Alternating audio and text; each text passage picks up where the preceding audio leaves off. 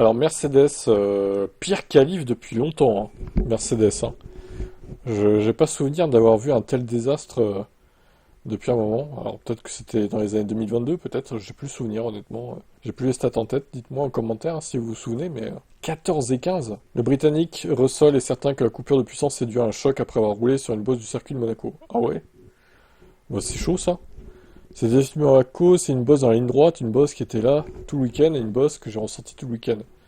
Et pour une raison ou pour une autre, à cette occasion, tout le moteur s'est coupé quand j'ai heurté cette bosse. C'est incroyable. Comme quoi, c'est fragile, hein. En plus de l'incident de Russell qui maintenant eu un accident lors des qualifs, il partira 15e, juste derrière son coéquipier. C'est vraiment décevant car nous nous sommes un peu perdus ce week-end avec les réglages et nous sommes revenus aux bases pour les qualifs du premier tour. Je me suis senti de retour dans le jeu et aussi Kimi est resté avec probablement plus les réglages qu'il est en FP3. Je suis revenu à quelque chose qu'on connaissait, il avait du mal et on était là.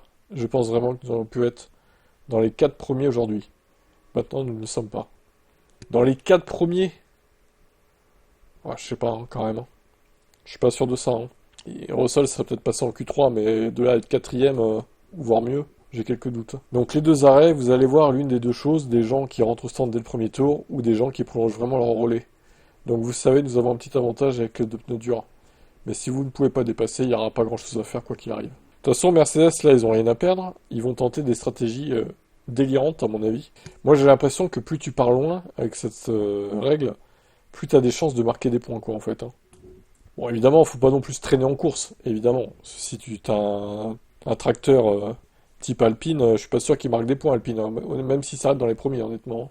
Mais bon, Mercedes, il y a peut-être un coup à jouer, du coup, ouais. À voir comment ils vont négocier la chose, et la photo de Russell est magnifique, au passage. Allez, à voir.